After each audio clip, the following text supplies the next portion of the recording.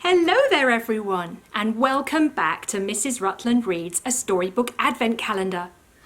Every day in December, up until Christmas, I'm going to be reading a Christmas storybook. And today I have a special guest with me who's come to help to introduce the story. It's our dog, and his name is Merry, like Merry Christmas. I'm going to say hello, Merry, look. And today's story is all about another animal, not a dog, but another animal who also has a Christmassy name. It's called My Cat, Mrs. Christmas.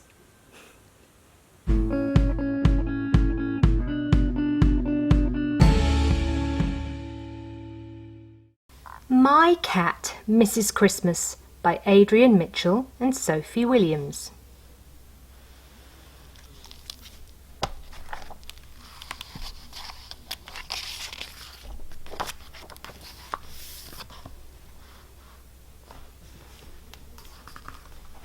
It was Christmas morning.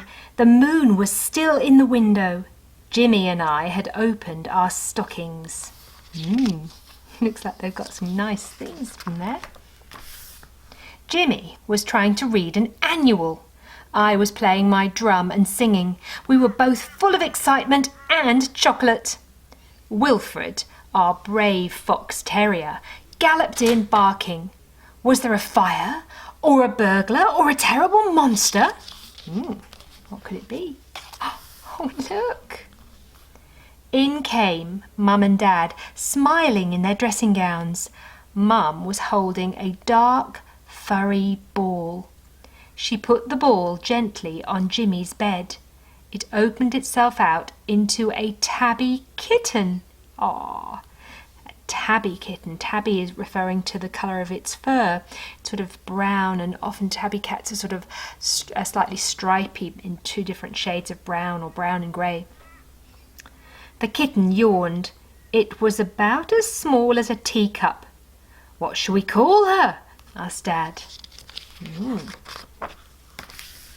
We all stood round her, thinking with our brains.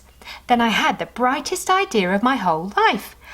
Mrs. Christmas, I said. We'll call her Mrs. Christmas.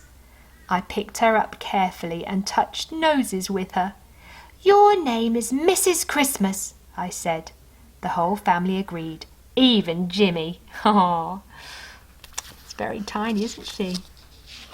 And super cute.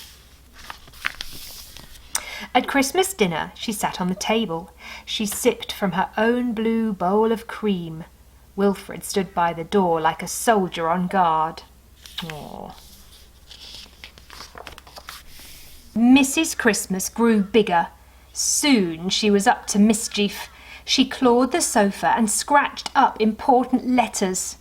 Oh dear. Oh look, she's on Dad's head as well. She climbed on the mantelpiece and mewed at the mirror.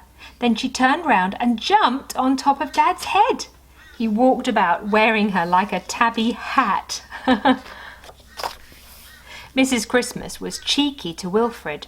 She walked underneath him when he least expected it. Don't think he minds though, does he? We made her a soccer ball out of silver paper. She loved to chase it all over the hall. Look, there she is. Spring came and Mrs. Christmas explored the garden.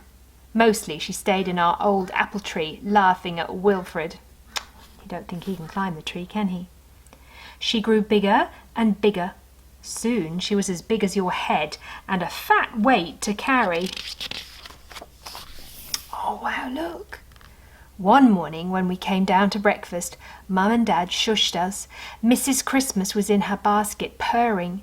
6 skinny kittens were drinking milk from her. We watched them for a long time. Their eyes hadn't opened yet. Wilfred growled if we went too near. Oh, look, he's being protective, looking after her. Oh, they're cute. Soon the kittens were running races and mountaineering. They held wrestling matches. They treated poor Wilfred as a climbing frame. It's like living in a jungle, said Mum. I guess when it says mountaineering, they're talking about the cats climbing up him like he's a mountain. Mrs. Christmas decided to tame her kittens. She took command of an old cardboard box. She chased her kittens into it. When they needed exercise, she nudged them out of the box. She marched them up and down into the garden and back again. As she marched her kittens around, she said proudly, "I'm Mrs. Christmas." She spoke in the language of tabby cats. Oh, look, one of them's climbing a tree already. People sometimes ask, "Why is she called Mrs. Christmas?" If Jimmy doesn't stop me, I tell them. I say, "It was me that called her Mrs. Christmas. You see, it was Christmas morning. The moon was still in the window." And I tell them the rest of this story all the way down to the end. And that is the end of the story. I hope you enjoyed that one, and that you'll join me again tomorrow for the next book in my storybook Christmas Advent Calendar. I'll see you then. Bye for now.